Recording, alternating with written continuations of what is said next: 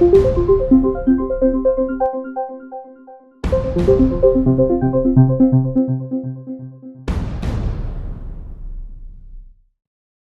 question de la sécurité a toujours été de mes préoccupations professionnelles lorsque j'étais magistrat et ensuite parlementaire. Et qu'aujourd'hui, je suis absolument convaincu que la question de la sécurité n'est pas uniquement l'exclusivité de la puissance publique, même si c'est la puissance publique, évidemment, qui en est chargée. Je crois beaucoup à la coproduction et au partenariat entre la sécurité privée et la sécurité publique. C'était d'ailleurs l'une de nos 40 préconisations de la commission d'enquête parlementaire que j'ai présidée sur les moyens mis en œuvre par l'État pour lutter contre le terrorisme. Je crois qu'il y a aujourd'hui encore une marge de progression importante pour avoir un cadre juridique qui soit plus adapté au fonctionnement de la sécurité privée, au rôle de la sécurité privée, encore une fois en complémentarité de la sécurité publique. Et ma présence ici, c'est de le dire, que nous devons dépasser certaines cultures de silos, comme on l'a dit ce matin, et mieux partager, mieux travailler ensemble. La sécurité, c'est la première de nos libertés. Il ne s'agit pas de porter atteinte à d'autres libertés individuelles.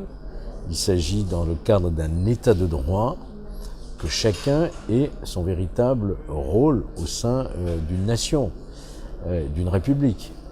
Pour vous prendre un ou deux exemples concrets, il n'est pas normal aujourd'hui, par exemple, que des innovations technologiques d'une importance capitale, je pense au LAPI, au lecteur automatisé, vous savez, des plaques d'immatriculation, ne puisse être utilisé que par la puissance publique, alors que le secteur privé pourrait, en tant que collecteur d'images déjà et d'interprétation, pourquoi pas, informer les autorités de l'État, qui ne peuvent pas être partout non plus, d'un véhicule suspect ou qui rentrerait dans une zone sensible, voyez-vous. Et ça suppose des cadres juridiques nouveaux, ça suppose de décloisonner, encore une fois, avec les garanties d'un état de droit et les garanties d'une formation, d'un cadre juridique bien précis. Nous avons incontestablement en France un savoir-faire unique, j'allais dire, unique, très performant, comme Israël, comme les États-Unis. Nous avons les ingénieurs, nous avons les compétences, nous avons la technologie. Ce qui nous manque effectivement, c'est les cadres juridiques adaptés.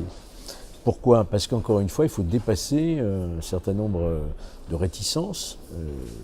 Il faut que le législateur, aujourd'hui, le gouvernement, donne les moyens de la pleine expression de la sécurité privée, qui doit pouvoir utiliser ces technologies en prenant évidemment les précautions d'usage. Il ne s'agit pas de faire de l'intrusion dans la vie privée des gens. Il ne s'agit pas de surprendre à tout moment, en tout lieu, des images. Il s'agit de protéger des lieux, de protéger des personnes, en ayant un cadre juridique adapté, qui ne soit pas attentatoire au droit à l'image, par exemple, mais qui, en même temps, vont servir les forces de l'ordre pour identifier, interpeller, prévenir. C'est ça toute la difficulté. C'est toujours la question du curseur entre sécurité et liberté. La sécurité, c'est une priorité, une préoccupation première de nos concitoyens. On a des savoir-faire, on a des compétences, on a de l'argent, on a ce qu'il faut, ce qui manque, c'est un cadre juridique approprié. Et ça, c'est une volonté politique qui est encore insuffisante. On est en train d'essayer de maintenir des lignes Maginot, parce que la technologie est tellement puissante, les GAFA sont tellement puissants aujourd'hui, que si on ne prend pas le train en marche, on risque d'être dépassé, d'être dans une situation de fait qui ne sera satisfaisante pour personne. Donc autant anticiper cette évolution, autant l'encadrer juridiquement et autant lui donner les moyens juridiques de sa pleine expansion, encore une fois, dans l'intérêt du citoyen. Il faut aller vers toujours plus de partenariats, de mutualisation, encore une fois dans le respect des statuts de chacun, privé, public, et qui doivent pouvoir travailler ensemble avec les élus également. On est là dans une mosaïque chacun doit trouver sa place dans une forme de cohérence avec un cadre juridique qui soit à la fois protecteur et à la fois libérateur d'un certain nombre de freins qui existent aujourd'hui.